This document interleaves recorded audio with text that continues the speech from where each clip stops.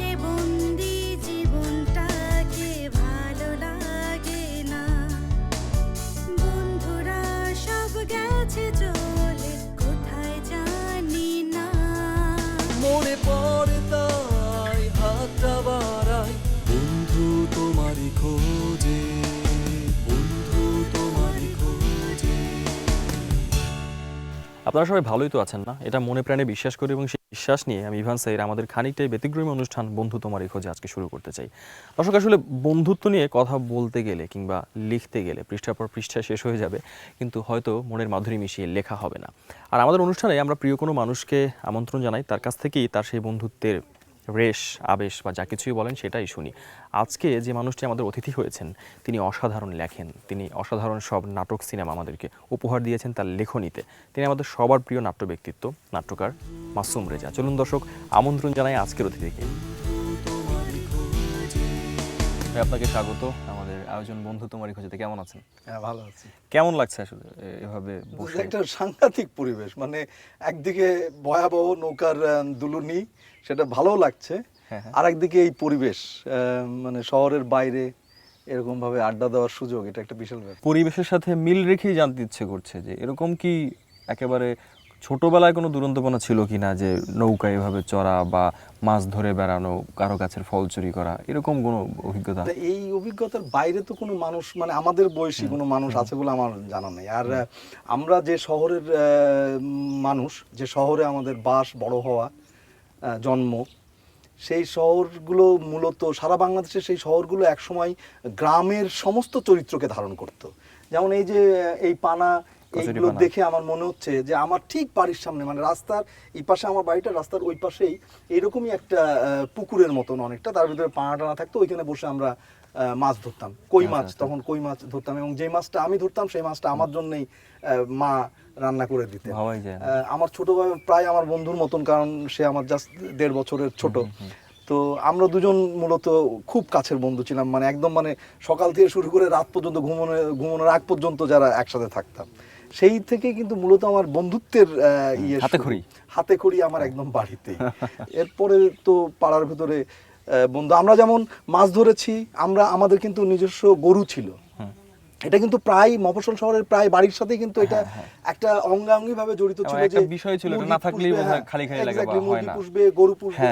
তো ওই গরুটা আবার মাঠে বেঁধে দিতে যাওয়া, সেখানেও আমাদের অন্যান্য বন্ধুদের সাথে একসাথে যে ওখানে খেলাধুলা, এবং গরুটাকে বেঁধে দিলাম, তারপরে খেলাধুলা শুরু হলো, আবার বাসায় ফেরার সময় গরুটা সহ ফিরলাম, এরকম, মানে আমাদের জীবন খুব গ্রামের জীবনের মতোই ছিল। তো ওই সময় এই যে পাড়া মহল্লার বন্ধুদের কথা বলছিলেন, তো আপনি যাদেরকে নিয়ে এই সময়গুলো পার করতেন, তাদেরকে একটু আজকে আপনাকে মনে করিয়ে দিতে চাই, মানে কারা কারা ছিল। এটা তো, মানে আমার একটা বই আছে, বইটার নাম গোলকি। আমি নিজে ব্যক্তিগতভাবে ফুটবল খেলতাম, এবং আমার পজিশন ছিল গোলকিপিং পজিশন। তো আমার উপন্যাসটা, আর মফস্বলে গোলকিপারকে কিন্তু গোলকি বলা হয়, হ্যাঁ, গোলকিপার পর্যন্ত আর বলে না, গলি। তো আমি এই আমার উপন্যাসটা উৎসর্গ করেছি আমার সেই সময় গোলকিপিংয়ের সময় যে সমস্ত বন্ধু বান্ধব আমরা একসাথে খেলতাম তাদের নামে। যেমন আমার বন্ধু বাবু, নুরুল আজম বাবু, উনি এই যে কিছুদিন আগে জনতা ব্যাংকের ম্যানেজার ছিলেন, ডক্টর আবুল বারকাত তার ছোট ভাই। আমার বন্ধু ছিলেন শিমুল, মতি, মাসুক তো আমার বাড়িরই হাতে খড়ি বন্ধু, শাকিল, হাসিন, মেরাজ, এরকম, মানে অনেক অনেক, অলোক। তারপর তো স্কুলে গেলেন, স্কুলের তো একটা বন্ধুত্ব থাকে। স্কুলের বন্ধুদের কথা জানবো, পাশাপাশি এটাও জানবো যে সেই সময় আসলে স্কুলে গিয়ে পড়াশোনা তো আছেই, কিন্তু এই পড়াশোনার বাইরে কি করতেন বন্ধুরা? সকালের শুরু তো ধরেন পাড়ার ভেতরে বন্ধুদের সাথে কাটিয়ে তারপরে স্কুলে গেলাম। স্কুলের শুরুটার পরে মূলত টিফিন পিরিয়ডে এবং টিফিনের পরে হতো আমাদের স্কুলের বন্ধুদের সাথে আড্ডা। আমরা মূলত, আমি জানি না, আমাদের কুষ্টিয়াতে কিন্তু একটা প্রচলন ছিল বসে আড্ডা মারা। কুষ্টিয়ার মানুষেরা খুবই আড্ডা প্রিয় মানুষ। এখন কিন্তু এই ইয়েতে বন্ধুত্বগুলো খুব সেক্টরিয়ান হয়, কোনো একটা জায়গায় দুটো ছেলে, হ্যাঁ, অথবা আমার বন্ধুত্ব হয় ইন্টারনেটের সাথে, আমার আইপ্যাডের সাথে, একসাথে সবাই আড্ডা দিচ্ছে, সবাই স্মার্টফোনের ভিতরে আছে, আছে। কিন্তু আমাদের স্মার্টফোন আমরা নিজেরাই ছিলাম। আমাদের অসংখ্য গল্প, এর গল্প, এর বাড়িতে কি হলো, ওর বাড়িতে কি হলো, হ্যাঁ, আমরা গল্প তৈরি করতাম। একটা উদাহরণ দিয়ে বলি, পুটু বলে আমাদের এক বন্ধু আছে। এটা কি মানে আসলেই নাম নাকি আপনারা ডাকতেন? পুটু। না নাম, এবং তার সেই পুটুর বাবা ছিলেন হচ্ছে একজন টিকিট কালেক্টর, টিসি। এখন উনি রিটায়ার করলেন, পুটুর বাবা রিটায়ার করেছেন। গল্পটা তারপর থেকে আমরা তৈরি করলাম যে পুটুর বাবা রিটায়ার করার পরে উনি নিজের আত্মজীবনী লেখার জন্য একটা টেবিলে বসেছেন, আত্মজীবনী লিখছেন, কিন্তু উনি কিছুতেই লিখতে পারছেন না। তখন পুটুকে ডাকছেন, এই পুটে পুটে বলে ডাকছে। তো পুটেকে যখন গেছে বলে আব্বা, বলে টেবিল নড়া। তো তখন পুটে ওর আব্বার টেবিল এরকমভাবে ট্রেনের গতিতে নড়াচ্ছে, আর তো ওর আব্বা লিখে যাচ্ছে, কারণ ওর সারা জীবন ওনার লেখার অভ্যাস হচ্ছে ট্রেনে এরকম দুলতে দুলতে, ওই স্টিল যেটা স্থির টেবিলে উনি লিখতে পারছেন না। তো এখন পুটেকে বলছে টেবিল নড়া। এই পরের ঘটনাটি ঘটেনি, কিন্তু আমরা জায়গায় বসে এই এই এই জোকসটি তৈরি করলাম পুটেকে নিয়ে। এরকম অসংখ্য জোকস আমরা তৈরি করেছি সেই সময় আর কি। আচ্ছা ভাই, আরো অনেক অনেক বন্ধুদের কথা শুনবো, কিন্তু এত চমৎকার একটা জায়গায় এসে শুধুমাত্র এভাবে নৌকায় বসে আড্ডা দেওয়াটা বোধহয় সমুচীন নয়। চলেন আমরা একটু অন্য কোথাও যাই, একটু ঘুরে ঘুরে দেখি, এবং খুবই সেখানে ভালো বসে হবে। আরো বন্ধুদের কথা একটু শুনি। অন্তত একটু ছায়া যাওয়া যায়। বন্ধু তোমারই খোঁজে, বন্ধু তোমারই খোঁজে। হ্যাঁ, আসলে তো অনেক কিছু জানতে ইচ্ছে করে। তার আগে আমার একটু একটা জিনিস জানতে ইচ্ছে করে, আপনাকে স্পেশালি যখন পেয়েছি, বন্ধুত্বের কি আসলে কোনো সংজ্ঞা হয়? বন্ধুত্বের সংজ্ঞা হলে সেটি প্রচণ্ড পরিমাণে ভুল হবে, এই কারণে যে বন্ধুত্ব বলতে ফ্রেন্ডশিপ বোঝাচ্ছে, কিন্তু ফ্রেন্ডশিপের ভেতরে একটা বিশেষ এলিমেন্ট আমি মনে করি ফ্রেন্ডশিপের ভিতরে, যে ঝগড়াটা যদি বন্ধুত্বের ভিতরে না হয়, আমি দুদিন পরে ওই বন্ধুর সাথে আবার পুনরায় নতুন করে কথা বলছি, এবং সে কথা বলার মজাটা এটা যদি আমি অনুভব না করি, তাহলে বন্ধুত্ব হয় না। তাহলে বন্ধুত্ব যদি ফ্রেন্ডশিপ যেই সেন্সে বলি, সেই সেন্সে কিন্তু ঝগড়াটা তার ভিতরে থাকা উচিত না। সেখানে ঝগড়া থাকবে, অভিমান থাকবে, মুখ দেখা দেখি বন্ধ হয়ে যাওয়া থাকবে, তারপরে আবার মুখ দেখা দেখি হবে, আবার একজন আরেকজনকে এমব্রেস করব, এবং সেটার একটা আলাদা শান্তি বোধ করবো যে আমি আবার আমার বন্ধুকে ফিরে পেয়েছি। সুতরাং বন্ধুত্ব মানে একসাথে থাকা এবং একসাথে না থাকা, এবং পরে আবার ফিরে আসার আনন্দ উপভোগ করা, এটা হচ্ছে বন্ধুত্বের এক দিককার বিষয়। আরেক দিককার আমি ছোট্ট একটা উদাহরণ দিই, যে আমি একটা কবিতা লিখলাম অনেক আগে, সেটা ইন্টারমিডিয়েটে তখন পড়ি, তখন আমার বন্ধু আনাম, সে আমাকে একটা ডায়েরি কিনে নিয়ে এসে দিল, মানে লেখার জন্য, কবিতা লেখার জন্য ডায়েরি কিনে নিয়ে এসে দিল। এবং খুবই মানে আমি আমার এখন স্মরণে হয় যে আমি কবিতা লিখলাম, কিন্তু ওই ডায়েরিটি পাওয়ার পরে আমি কিন্তু রীতিমতো কবি হয়ে গেলাম, এবং কুষ্টিয়াতে অনেক কবিতা পাঠের আসরে আমরা কবিতা পাঠ করলাম, এবং আমি রীতিমতন কবি হয়ে উঠলাম। মানে বলা যায় যে এখানে একটা আপনার ওই বন্ধুটির প্রভাব পুরোটাই, হ্যাঁ পুরোটা, এটা তার প্রভাব, মানে সেও হয়তো আমার কবিতা শুনে তার ভালো লাগছে, সে ভাবছে যে তাহলে মাসুম এখানে কবিতাটা লিখুক। এরকম অসংখ্য ক্ষেত্রে আমার এক বন্ধু, যেমন আমি বললাম যে একটা নাটক লেখার পরে বললাম যে আমাকে আর কেউ ঠেকাতে পারবে না, আমার বন্ধু বললো যে তোকে তো ঠেকানোর জন্য কেউ নাই, তোকে তো তুলে দেওয়ার জন্য সবাই আছে। আমি শুনে এমন মানে হয়ে গেলাম যে মানে পুরাই আমি বোকা হয়ে গেলাম আর কি। বন্ধু এইভাবেই খুব সূক্ষ্মভাবে বন্ধুকে এগিয়ে দেয় বা বন্ধুকে সহযোগিতা করে। সুতরাং শুধু আবার ঝগড়া যেটা সেটাও নয়, বন্ধুর আরো একটা আছে, যেমন আমার বাড়িতে কোনো অসুবিধা হলে, আমার বাড়িতে কোনো কাজে লাগলে আমি কখনো করি নাই, আমার বন্ধুরা করেছে। আবার আমাদের বন্ধুদের বাড়িতে কোনো যদি কাজে লাগে, তাহলে ওই বন্ধুটি করে নাই, আমরা করে দিয়েছি। হ্যাঁ, মানে এই যে এখন টেলিভিশনের অনেক বিজ্ঞাপনের ভিতরে বন্ধুত্বকে দেখানো হয় শুধুমাত্র ওই অনলাইনে কিভাবে শেয়ার করছি আর কিভাবে অনলাইনে এর ভিতরে বন্ধুত্ব। আমি মনে করি না যে বন্ধুত্ব শুধু এর ভেতরে, ওই শেয়ারিং, আমি তোমার সাথে আমার জিবি শেয়ার করছি, কত বাইট আমরা শেয়ার করছি, এটি শুধু বন্ধুত্ব নয়। বন্ধুত্ব সুখ, দুঃখ, ভালোবাসা না পাওয়া, ভালোবাসাহীনতা, ভালোবাসা ব্যর্থতা, সমস্ত কিছু শেয়ারিং হচ্ছে আমি মনে করি বন্ধুত্ব। তো সেই জায়গাটা, সেই বন্ধুদের তো জীবন জুড়েই সেই বন্ধুত্ব থাকে, এবং সেই বন্ধুদের কথা শুনতে শুনতে মনে হচ্ছে যে এবার এমন কিছু শুনতে ইচ্ছে করছে, মানে নৌকায় বসে অনেক হেসেছি তো একটা গল্প শুনে। এখন আবার এরকম কলেজ জীবনের, আমি একটু মানে বিনয়ের সাথে বলতে চাই যে কলেজে ওঠা মানে প্রথম বড় হওয়া, অনেক স্বাধীনতা, এবং তখন এক ধরনের অনুভূতি হৃদয়ের মাঝখানে কাজ করে। সেই অনুভূতিকে জড়িয়ে বন্ধুদের নিয়ে নানান গল্প, প্রেম সম্পর্কিত কিছু বলতে, মানে টিনিবিনি বললাম যে ফাইনালি আপনি বলেন, অভিনয়ের দরকার নাই, সেটি তো মানে এত স্বাভাবিক ঘটনা, সেটা যদি বন্ধুদেরকে রিলেট করে যে হ্যাঁ অবশ্যই আমার জীবনে আছে। মানে এখন সরাসরি বললে হয়তো অনেকে দুঃখ পাবেন, এই জন্য না বলা ভালো, কিন্তু আমার জীবনে আছে। যেমন আমি আমার ঘরের জানলা খুলেই হয়তো আমি গান শুনেছি, এসো আমার ঘরে, আমার ঘরে রবীন্দ্রসঙ্গীত শুনেছি। পরবর্তীতে তার সাথে আমার একটা সম্পর্কও হয়েছে, দীর্ঘদিন সেই সম্পর্ক ছিল। এরকম অসংখ্য ব্যাপার, কিন্তু ওই সময় যেমন মানে এই বোধটা জন্ম নেয়, কিন্তু এই বোধটার গভীরতা ওই সময় থাকে না। নিশ্চয়ই। বোধটার গভীরতা আরো অনেক পরে এসে জীবনে হয়। সুতরাং ওই সময়ের এই সম্পর্কগুলোকে মানে প্রেমের সম্পর্ক না বলে বলতে হবে যে তাড়নার সম্পর্ক, এক ধরনের প্রেমের তাড়না জন্ম নেয় তখন। কিন্তু সেই হ্যাঁ। তাড়নাকে জড়িয়ে রেখে কোনো, যেমন হয় না যে একটা বন্ধুর চিঠি এগিয়ে দেয়, আপনি কোনো বন্ধুর জন্য এরকম কিছু করেছেন কিনা? হ্যাঁ, আমি করেছি। আমার এক বন্ধু নাম সাইফুল, আচ্ছা। সে কখনো ও চিঠি টিঠি লিখতে পারে না, আর আমার একটু লেখালেখির অভ্যাস আছে। সে আমাকে বললো যে এরম, চিঠি লিখে দিতে হবে। তো এখন ওর সব চিঠি আসে ওর কাছে, সবকিছু নির্ভর করে আমার উপর, আমি কখন সময় বের করে লিখবো। এটা খুব ইন্টারেস্টিং গল্প। তা আমি একবার খুবই আমার নাটকের কাজে ব্যস্ত, প্রায় 7-8 দিন চিঠি লিখতে পারি নাই। তো তারপরে আসার পরে অনেকগুলো চিঠি আসছে, এসে বলছে দেখ কি অবস্থা আমার, তুই সময় দিচ্ছিস না, আমার তো সব শেষ হয়ে যাবে। তখন আমি আবার সেই চিঠির উত্তর দিলাম, চিঠি কি সব? হ্যাঁ, আসলে তো আমাদের মনের মিলটাই আসল, চিঠি কি সব বলে আমি চিঠি দিলাম। এখন ওর পক্ষ থেকে আর চিঠি আসে না। এখন ও তো আসে না, কি চিঠি দিলাম, আমরা তো আর চিঠি আসতেছে না। হ্যাঁ, তখন আবার আমি ওকে ঠিক আছে আমি লিখছি, কেন তুমি চিঠি লিখছো না কেন? সেই পাশ থেকে উত্তর আসলো, চিঠি কি সব? ওর প্রায় প্রায় প্রেম ভেঙে যায় আর কিছু বন্ধুকে সহযোগিতা করতে। এটা আমি বহুত করছি, আমি প্রচুর চিঠি লিখেছি। হ্যাঁ, আমি প্রচুর চিঠি লিখেছি এবং নিজেও চিঠি লিখে ধরা খেয়েছি, সেগুলো অনেক কিছু আছে। হ্যাঁ, গল্প আসলে আজকে শুনতেই থাকবো। তবে এখন চলুন একটু বসি সামনে কোথাও। অবশ্যই ভালো লাগবে। তোমারই খোঁজে, বন্ধু তোমারই খোঁজে। একটু বিশ্ববিদ্যালয়ের গল্প শুনতে চাই ভাইয়া। রাজশাহী বিশ্ববিদ্যালয়, এবং বিশ্ববিদ্যালয়ে গিয়ে সেখানের গল্পগুলো তো এত বেশি হয় যে খুব কম সময় শোনা যায় না, আমি জানি। তারপরে এমন কিছু গল্প শুনতে চাই যতটুকু আমরা শুনতে পারি, এবং বন্ধুদেরকে ঘিরেই। আচ্ছা, বিশ্ববিদ্যালয়ের জীবনে তো অসংখ্য ঘটনা। বিশ্ববিদ্যালয়ের জীবনে আমার বন্ধু, ওই যে বললাম যে বাবু আমার পাড়ার ছেলে, এরপর আরও একটা বাবু, এর সাথে একটু জুনিয়র আরও 3-4টা বাবু। আমাদের বাবু, আমাদের রুমে বাবুর সংখ্যা মোট দাঁড়ালো হচ্ছে 5 জন। আচ্ছা, তো এখন আমরা পরের রুমে থাকি, বাবুরা এই রুমে থাকে, এবং সেখানে রফিক ভাই বলে আরেকজন থাকেন আর কি, উনি আমাদের সিনিয়র, উনি ফিজিক্সে মাস্টার দিচ্ছেন, মাস্টার্স পরীক্ষা। এখন বাবুদের নিয়ে গল্প হলো, তো অনেকেই খুঁজতে আসে বাবুকে, বা এক বাবুকে। তখন রফিক ভাই বিপদে পড়ে যান যে কোন বাবুকে খুঁজছেন।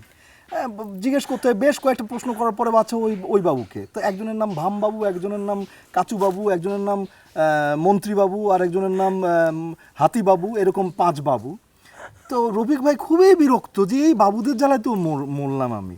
তখন রফিক ভাই করলেন কি, ওইটা কিন্তু প্রথম ফেসবুকের জন্ম কিন্তু ওইটাই। আচ্ছা। এবং সেটা অলমোস্ট এখন থেকে মানে সেটা 85-86 সালের দিকে। আচ্ছা। উনি তখন একটা বোর্ডে সমস্ত বাবুর ছবি দিলেন। হ্যাঁ, 5 জন বাবুর ছবি দিলেন, নিচে নাম থেকে কাচু বাবু, মন্ত্রী বাবু, ভাম বাবু, হাতি বাবু, 2 আঙুল বাবু, 6 আঙুল বাবু, সব ছবি দিলেন। দিয়ে নিচে লিখে দিলেন আপনি কোন বাবুকে খুঁজছেন। এখন আর কোনো প্রশ্ন করা লাগে না, ওই বাবুকে আঙুল দিয়ে দেখা দিলেই হয়ে যায়। এটা হচ্ছে ফেসবুকের প্রথম জন্ম, কিন্তু আইডিয়াটাই এইখানে ছিল। এখান থেকে জুকারবার্গ পরে এটা দান করছে না।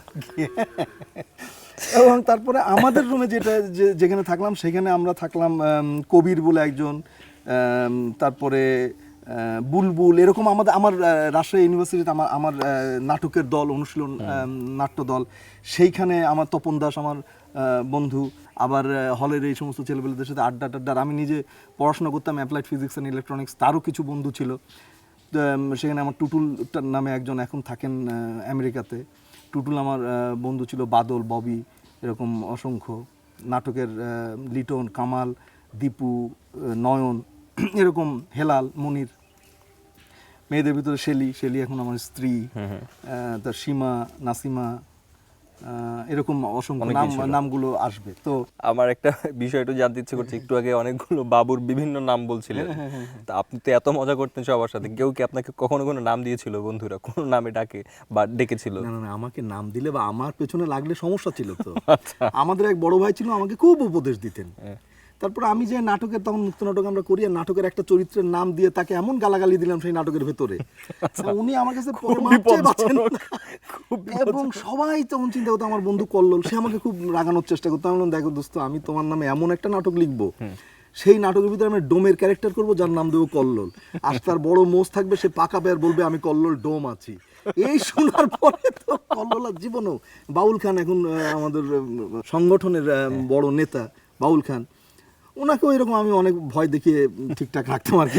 আমার কাছে কেউ মানে ওই ইয়েটা পেত না, সাহসী পেত না। কলম আপনার বড় বন্ধু হয়ে উঠেছিল, এবং সেই বন্ধুর শক্তি বলে সবাইকে দাবিয়ে রাখতেন। আচ্ছা ভাই, এই নাটকের কথা বলতে বলে মনে হলো যে নাটকে জড়িয়ে পড়ার পর তাদের এখানে বন্ধুরা আবার ঢাকায় আসার পর সেই বন্ধুদের জগৎটা তো বিশাল, একটু সেই শুনতে চাই। জগতে ঢোকার পরে যেমন মানে আমার ইউনিভার্সিটিতে সবচেয়ে বড় বন্ধু আমার যিনি রুমমেট ছিলেন অশোক অধিকারী, আমার সমস্ত ধরনের এই জাতীয় উদ্ভাবনী চিন্তার সঙ্গী ছিল সে, এবং সে মানে এগুলো এনজয়ও করতো। তার নাম অশোক ছিল, কিন্তু এমনভাবে আমি বলতাম সবাই শুনতো অশোক।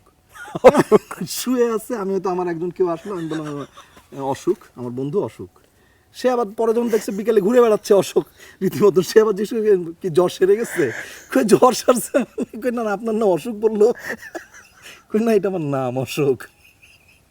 তো এইরকম আর কি। হ্যাঁ, তার সাথেও আমরা খুব মজা টজা করতাম এইতে। তারপরে তো আমি নাটকে গেলাম, নাটকের থেকে আমার মূল পরিচয় হলো আমার বন্ধু সালাউদ্দিন লাবলু। এখন আমি বলবো যে অশোক, লাবলু এরাই আমার মূল বন্ধু, এবং আমার মিডিয়াতে সব কিছুই আমি করি আমার বন্ধুর জন্যে, বন্ধুও আমার জন্য করে, এবং আমাদের বন্ধুত্বটা অটুট। এই যে গত কয়েকদিন আগে আমি কুষ্টিয়াতে ঘুরে আসলাম একসাথে, আমি আর লাবলু, কোনো কাজ নেই, শুধু ঘুরতে গেছি, ঘুরে আসলাম। ওর সাথে আমার পরিচয় হয় হচ্ছে আমরা লালমনিরহাটে মুক্ত নাটকের একটা কাজ করতে গেছিলাম, মামুন ভাই ওখানে ছিলেন, হাকিমও আমার বন্ধু এখনকার, হাকিম, তারপর তুষার খান, দুলাল বলে আমাদের একজন, মানে সমস্ত ওই সময়কার যারা, সবার সাথে আমাদের ওই সময় বন্ধুত্ব হয়, ফয়েজ জহির। তো লাবলুর সাথে ওইখানে আমার পরিচয় হলো মুক্ত নাটক করতে যেয়ে। তারপরে এমনই এক ধরনের আকর্ষণ বোধ করলাম দুজনেরই বাড়ি কুষ্টিয়াতে, এবং তারপরে আমি যখন ঢাকাতে আসলাম, সে ঢাকাতে আসাও আমার বিশাল গল্প। মামুন ভাই, লিয়াকত আলী লাকি, তারা সবাই আসবেন ঢাকাতে, টিকিট কাটবেন ট্রেনের। তা আমি বললাম টিকিট কাটার দায়িত্বটা আমাকে দেন, আমি দেখছি। বলে টিকিট না কেটে তুলে দিচ্ছি ওনাদের। এখন টিটি আসছে, আমি টিটিকে দূরে টুরে নিয়ে যাই, পরিচয় করে দিচ্ছি। এখন টিটি সে কোনোদিন টিভি দেখে না, মামুন ভাইকে পর্যন্ত চিনতেছে না, কি বলেন। আমি শেষ পর্যন্ত টিচার বলে মামুন ভাইয়ের ওই পরিচয় যখন কাজ হচ্ছে না, তখন টিচার পরিচয়টা দিতে কোনোভাবে টাকা টুকে নিয়ে পর্যন্ত নিয়ে আসলাম। পরে মামুন ভাইয়ের বাসাতেই আমি উঠলাম। তারপরে লাবলু টিএসসিতে এসে লাবলুর সাথে দেখা, সে রিহার্সালে আসছে, আরণ্যকের রিহার্সালে এসেছে। কী হয়েছে? আমি তো চলে আসছি। বলে চল, বলে আমি আবার লাবলু তখন ইকবাল রোডে থাকে মাহমুদপুরে, এই লাবলুর ওখানে উঠলাম। এরপরে তো মানে আর কি ঢাকায় আমাদের জীবন শুরু হলো, আমরা নানান কিছু করলাম, লেখালেখি শুরু করলাম। ওরও প্রথম নাটক ডিরেকশন, আমারও প্রথম লেখা নাটক। হ্যাঁ, এই করে আমাদের বকুল ভাই আমার অনুশীলনেও ছিলেন। পরে এখানে দেশ নাটকে আমি জয়েন করলাম, সেই দেশ নাটকেরও উনি প্রধান, উনি দেশ নাটকের প্রতিষ্ঠাতা বকুল ভাই, আমার 1 বছরের সিনিয়র। তো এই সবাই মিলে আমরা আবার এখানে মিডিয়াতে যুক্ত হলাম, এবং আমরা যে সত্যিকার অর্থেই খুব মন দিয়ে, মেধা দিয়ে, শ্রম দিয়ে, ঘাম দিয়ে মিডিয়া করতাম, নাটক করতাম, সেটা কিন্তু আমরা দেখলাম। আমাদের প্রথম নাটক কৈতব নাম ছিল। সেই সময় ওই জয় দিন বলে পত্রিকাটা তখন খুবই রমরমা একটা পত্রিকা, তারা একটা র্যাঙ্কিং করতো বছরের সেরা 5টি নাটক। তো এই বছরের সেরা 5টি নাটকের ভিতরে আমাদের একদম প্রথম নাটক, বকুল ভাই অভিনয় করছে, লাবলুর ডিরেকশন, আমার লেখা, এবং প্রথম নাটকটাই আমরা ওই 5টি র্যাঙ্কিং, মানে তখন যাই দিনের র্যাঙ্কিং কিন্তু একটা বিশাল ব্যাপার ছিল, যে এই বছরের সেরা নাটকগুলো আমাদের নাটকটি কিন্তু ওর ভিতরে ছিল, এবং সেই থেকে শুরু। এবং সেটি প্যাকেজ নাটক আসার পরে দ্বিতীয় বা তৃতীয় নাটক ছিল, এবং তারপরে তো আমাদের এই যে চলছে এখনো পর্যন্ত। আমরাও একটু চলতে থাকি, চলো হ্যাঁ, sure. এই জায়গাটা ছেড়ে অন্য কোথাও একটু দেখি। খুব ভালো লাগছিল এই জায়গায়। হ্যাঁ, আমরা এখন যেখানে যাবো সেখানেও দেখা যাক একটা ভালো লাগে আর কোনো মুহূর্ত আপনার জন্য তৈরি করতে পারি কিনা। বাহ, ঠিক আছে। বন্ধু তোমারই খোঁজে, বন্ধু তোমারই খোঁজে। আপনার বন্ধুত্বের গল্প শুরু করতে গিয়ে শুরুতেই জেনেছিলাম যে হাতেখড়ি হয়েছে ভাইয়ের সাথে বন্ধুত্ব দিয়ে। হ্যাঁ, রাইট। পরিবারের মানুষগুলো অনেক বড় বন্ধু হয়, আর খুব বেশি অন্যায় হয়ে যাবে যদি এখন আমি আপনার সহধর্মিনী সন্তান তাদের কথা না জিজ্ঞেস করি, তাদের সাথে বন্ধুত্বটা কতখানি এবং কেমন, বা এই বন্ধুত্বর দরকারও বা কতখানি। আমার স্ত্রী যিনি, তিনি তো মূলত আমার বন্ধু। আমরা একই নাটকের দলে অভিনয় করেছি, নাটকের বিভিন্ন কাজ করেছি, শুধু রাজশাহী ইউনিভার্সিটিতে না, পরে ঢাকাতে যখন আসলাম, ঢাকাতেও আমরা একই নাটকের দল করেছি। ফলে আমি মনে করি যে এই একটা বিষয়ে আমি নিজেকে খুব মনে করি যে খুব ভালো অবস্থানে আছি, যে আমি বন্ধুর সাথেই বিবাহ করেছি এবং বন্ধুর সাথেই জীবন যাপন করেছি, এবং আমি মনে করি যে আমার সব বড় বন্ধুদের এক বন্ধু হচ্ছে আমার স্ত্রী, সন্তানদের সাথে বন্ধুত্ব। আর আমার সন্তানদের সাথে তো মানে ওরা বন্ধু মানে কি এতই ক্লোজ বন্ধু, ওই বন্ধুত্বের ব্যাপারটা একদমই আলাদা। আমি যেটা আমার সন্তানদের সাথে সবচেয়ে বড় মানে রক্ষা করার চেষ্টা করি যে কখনো কোনোদিন আমি তাদেরকে বকিনি, আচ্ছা কখনো কোনোদিন বলিনি যে তুমি এই কাজটি ভুল করেছো। আমি সব সময় বলার চেষ্টা করেছি যে এই কাজটি এবারের মতন ঠিক আছে, কিন্তু এই পরে এটা এইভাবে করলে ভালো হবে। আমি সবসময় অল্টারনেটিভকে বলার চেষ্টা করেছি, তারপরও যদি না দেয় তারপর আমি কখনো রাগিনি, কারণ তাদের তো এক ধরনের স্বাধীনতা আছে। আর আমি যদি অন্যের স্বাধীনতাকে মেনে নিই তবে আমি মনে করি সেটি একটা বিরাট বন্ধুত্ব। অন্যের স্বাধীনতাকে মানতে না পারা কিন্তু শত্রুতা, আর স্বাধীনতাকে মানতে পারা কিন্তু বন্ধুত্ব। আমি সেই হিসাবে আমি মনে করি আমার সন্তানদের, আমার 2 মেয়ে, যমজ মেয়ে, রূপকথা এবং চুপকথা, তাদের সাথে আমি এইভাবে বন্ধু, যে তাদের চাওয়া পাওয়াটাকে, তাদের ইচ্ছাটাকে আমি গ্রাহ্য করেছি, যেটি সাধারণত অগ্রাহ্য হয়। এই। আপনি হয়তো বলছেন না, কিন্তু আমার কেন জানি মনে হচ্ছে আপনার ভেতরে একটা ইচ্ছে এখন তৈরি হয়েছে যে আমার সাথে শুধু বন্ধুদের কথা বলে যাবেন। কোনো কারণে এমন যদি হতো আপনার কোনো বন্ধুর সাথে আপনি আবার একটু এই অনুষ্ঠানের মাধ্যমে কথা বলছেন বা আসলে বন্ধুদেরকে- তোমরা আমাকে যে পরিবেশে এনেছো তাতে আমার মনে হয় যে আমার কোনো বন্ধু এখানে থাকলে তোমার তখন সমস্যা হবে অবশ্যই, মানে কথাবার্তায় তুমি তখন সাইড লাইন হয়ে যাবে। আর পৃথিবীতে প্রথমবারের মতো কোনো মানুষ নিজের সমস্যা করতে চায়, আমি চাই যে আমি একটু সাইডলাইন হয়ে যাই। তাই? আর তাই আমরা আপনার একেবারে প্রিয় একজন বন্ধুকে আমন্ত্রণ জানিয়েছি, আচ্ছা আচ্ছা, তাই তাকে একটু ডেকে নিই। অবশ্যই। Please welcome. High high high, এই কিন্তু সেই অশোক, সুখের অশোক। সেই অশোক কিন্তু যে শুয়েছিল। আমি পরিচয় করে দিলাম আমার এক বন্ধুকে, আমার বন্ধু, আমার রুমমেট অশোক। তো সে শুনছে অসুখ। হ্যাঁ আসলে সে স্বাগত। অশোক। হ্যাঁ অশোক অধিকারী। ভাইয়া, এবার একটু আপনার বন্ধুর কাছ থেকে আমি বেশ কিছু মানে আপনার হাড়ির খবর জানার চেষ্টা করব, যদি যতটুকু বলা যায় আর কি। হ্যাঁ নিশ্চয়। এটুকু বলা না, ছিল। ঠিক আছে ঠিক আছে। আচ্ছা, দুজনের বন্ধু তো ইউনিভার্সিটি জীবন থেকে। জি। তো সেই কিছু ঘটনা আমরা শুনেছি, মানে আপনার নামই সেই ঘটনাটা বলেছে, আপনার নাম কে অসুখ বলা। এবার আপনি একটু আপনার বন্ধুর কোনো এরকম যতটুকু বলা যায় মজার কিছু বা না আসলে মাসুম রেজা হচ্ছে মানে কি বলবো, এটা নামেই মাসুম। কিন্তু কামে বোধহয়। মাসুম রেজা হচ্ছেন এমন একজন পার্সোনালিটি যে মানে তাকে আপনি প্রেডিক্ট করতে পারবেন না, আচ্ছা যে একই সাথে সে খুবই সিরিয়াস, আবার কোনো সময় আপনি তাকে দেখে মনে হবে যে মানে হাস্যরস ছাড়া মনে হয় মাসুম রেজার আর কিছুই নেই, কিন্তু বিষয়টা এরকম না। ও খুবই আনপ্রেডিক্টেবল একজন মানুষ। আমার মনে আছে যে আমি প্রথম যেদিন ওকে দেখলাম সেটা ছিল আমি বিকেলবেলায় আমাদের ইউনিভার্সিটি লাইফে মেয়েদের হলের দিকে যাওয়া, এটা ছিল একটা কমন কাজ আর কি, এটা আমরা করতাম নিয়মিত। ক্লাস থেকে ফিরে গিয়ে সাজুগুজু করে মেয়েদের রোকেয়া মুন্নুজানের সামনে যাব, হ্যাঁ, মেয়েদেরকে সাথে কথা বলবো, মানে বান্ধবীদের সাথে, সাধারণ এটা ছিল, সাধারণ এরকম করতো। কিন্তু আমি দেখলাম যে মাসুম ঠিক তার উল্টো দিক থেকে আসছে। হ্যাঁ, আচ্ছা। একটা আমার মনে আছে স্টিল লাল রঙের একটা শার্ট পরা, জিন্স, সাদা কেটস, স্নিকার পরা, হেঁটে আসছে এবং ওদের আলোচনার বিষয়টা ছিল টেলিভিশনে হিরোইজম। শুনে মোটামুটি আমি ক্যাচ করতে পারলাম যে এই বিষয়ক আলোচনা হচ্ছে। তো আমি দেখলাম যে বেশ প্রতিটা কথাবার্তায় মনে হলো যে ইউনিভার্সিটির প্রফেসররা যেভাবে বলে না সেইভাবে আর কি ওর সাথে সাথে যারা ছিল অনেক শীর্ষ শব্দে তাদেরকে মোটামুটি এই বিষয়ে কথাবার্তা বলছে আর কি। তো আমি শুনলাম, আমি বেশ ইমপ্রেসড হলাম ওই 2-1টা কথা শুনে। সন্ধ্যাবেলা আমি যখন রুমে গেলাম আমি দেখি যে ওই বেডে মাসুম। তা আমি ঢুকে বললাম যে আমি তালা দিয়ে চাবি দিয়ে খুলতে দেখলাম যে খোলা। তো আমি বললাম যে আপনি বললো যে আমি এখন থেকে এই ইয়েতে থাকবো, এবং এর আগে যিনি থাকতেন উনি আসলে আমার তাকে বন্ধু, রিপ্লেস হ্যাঁ। করেছে আমার বন্ধু আতাউল। আতাউল। আতাউল ভাই আসলে মারা গেছেন, উনি ভালো ক্রিকেট খেলতেন, হ্যাঁ, খুবই ইয়ে। তো বললেন যে আমি এখানে থাকবো। তো আমি খুবই খুশি, যারে উনি তো এই বিষয়ে আলোচনা, যেমন ওই প্রথম দিনে আমরা নাটক বিষয়, আচ্ছা আপনি নাটক বিষয়ে কথা বলছিলেন, টেলিভিশনে হিরো, তো ওই বিষয়ে আমরা প্রথম দিন খুব কথাবার্তা বললাম। এটা হচ্ছে আমাদের প্রথম পরিচয়। আচ্ছা। এবং তারপরের বন্ধুত্ব সেটা তো আসলে অনেক দিন হলো। এবং মাসুমের সাথে যেটা হয়েছে যে আমার বন্ধুত্ব হওয়ার অন্যতম একটা কারণ হচ্ছে যে আমাদের বহু কিছুর মিল, মতের মিল। হ্যাঁ, আমরা আমাদের যেটা পছন্দ, সবচেয়ে জরুরি বোধহয়। রাইট, মতের মিল, পছন্দের মিল, সেই হিসেবে আমরা মোটামুটি দীর্ঘদিন যাবৎ আমাদের এই বন্ধুত্ব। এবং অন্যদের সাথে মাসুমের আমার বন্ধুত্ব শুধু মাসুম রেজা বাংলাদেশের খুব অনেক বড় পার্সোনালিটি বলে না, ওর সাথে আমার বন্ধুত্ব যখন ইউনিভার্সিটি লেভেলেও ও যথেষ্ট মানে ডিফারেন্ট একজন মানুষ ছিল, একজন নাট্যকার, সহজে আলাদা করা অভিনেতা। হ্যাঁ, তারপরেও ওর সাথে আমাদের বন্ধুত্ব সেটা শুধুমাত্র তার ইমেজের কারণে, আমাদের দুজনের এক ধরনের আন্তরিকতা থেকে এটা হচ্ছে। আচ্ছা, আপনি একটু আগে নিজেই বলছিলেন যে একজন মাসুম রেজা বাংলাদেশের একটি বিগ পার্সোনালিটি বা সবার কাছে ভীষণ পরিচিত, প্রিয়, তার কাজ দিয়ে, গুণ দিয়ে।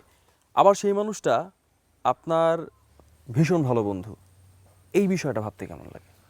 না, এটা নিয়ে তো অবশ্যই আমি এক ধরনের অ্যাডভান্টেজ নিই আর কি। আচ্ছা। মাসুম আমার বন্ধু এই কথা বলে আমি একদম অ্যাডভান্টেজ নিই নাই তা না। এক মনে মনে এক ধরনের আমার ইয়েও আছে, প্রাউড ফিলিং আছে যে মাসুম আমার বন্ধু। আমি কালকেও এক জায়গায় বললাম যে আমার বন্ধু হচ্ছে মাসুম রেজা। ও আমাকে জিজ্ঞেস করলো যে ফেসবুকে আপনার মাসুম রেজা আপনার ফ্রেন্ড। আমি বললাম শুধু ফেসবুকে না, মাসুম রেজা আমার ইউনিভার্সিটি জীবনের বন্ধু আর কি। হ্যাঁ, সো এখন শুধু নট নেসেসারিলি যে ও আমার ফেসবুকেই বন্ধু আর কি। নাট্যকার মাসুম রেজা তো মানুষ হিসেবে ও হচ্ছে অসাধারণ। আমি প্রথমে বলেছি যে আমার কাছে সবসময় আনপ্রেডিক্টেবল মনে হয়। কোনো সময় সে খুবই সিরিয়াস কথাবার্তা বলছেন, আবার কোনো সময় হাস্যরসের মাধ্যমেই ওই সিরিয়াস কথাগুলো আবার বলছেন। এই যে এই ক্ষমতা আমি মনে করি পৃথিবীর খুব কম মানুষের থাকে, যে হালকা করে খুব সিরিয়াস কথা বলা। এটা হচ্ছে ওর অসাধারণ গুণ। আমি উঠছি মনে হচ্ছে। এই আসলে বন্ধুত্বটাই এমন, বন্ধুকে নিয়ে একেবারে জমিনে বসেও হয়তো উঠতে থাকে। বন্ধুত্বের আকাশটাই এমন। আর সেই অসাধারণ অনুভূতি রেখে এই যে কথাগুলো আপনাদের শুনলাম, এই বন্ধুত্বের আবেশটা ধরে রেখেই যেতে তো হবেই। আমরা এখান থেকে আসলে বিদায় নিতে চাই। তবে যাবার আগে দুজনের প্রতি আবারও ধন্যবাদ জানাচ্ছি। দুজনের এই বন্ধুত্ব আরও বেশি দীর্ঘ হোক, অন্যান্য বন্ধুদেরকে পেলেও ভালো হতো, তাদের প্রতিও বন্ধুত্বের শুভেচ্ছা। ভীষণ ভালো থাকবেন, অনেক দিন আমাদের মাঝে থাকবেন, এমন করেই থাকবেন সেই প্রত্যাশা। আপনাকে অসংখ্য ধন্যবাদ আমাদের এরকম সুযোগ করে দেওয়ার জন্য। অনেক ভালো লেগেছে এবং এনটিভি কে আমাদের ধন্যবাদ ও শুভেচ্ছা আমাদের এনটিভির দর্শকদের। অনেক ধন্যবাদ দুজনকে। প্রিয় দর্শক, আবারও বিদায়ের সময় হয়ে গেল। তবে সেই একটি জানা কথাই আবারও বলতে চাই, আগামী সপ্তাহে আপনার প্রিয় চ্যানেল এনটিভির পর্দায় প্রিয় কোনো মানুষকে নিয়ে বন্ধুত্বের গল্প নিয়ে আবারও হাজির হব। তবে শেষে এসে কিছু কথা তো অতিথির সাথে কথা বলতে বলতে উঠে আসা কথা থেকেই আপনাদেরকে বলতে চাই। আজও বলবো, বন্ধুত্ব মানে হচ্ছে এমন কিছু, অন্যের স্বাধীনতাকে বিশ্বাস করা এবং সেই স্বাধীনতার প্রতি সম্মান রাখা। আর সেরকম বন্ধু পেয়ে গেলে এই মাটিতে পা রেখেও আপনি বন্ধুত্বের আকাশে উঠতে পারেন। সেই উড়ন্ত অনুভূতি নিয়ে বন্ধুত্বের সেই আকাশে বিচরণ করতে থাকুন। সে অপেক্ষায় রেখে আজকের মতো বিদায় নিচ্ছি। আল্লাহ হাফেজ। কোথায় জানি না মনে পড়ে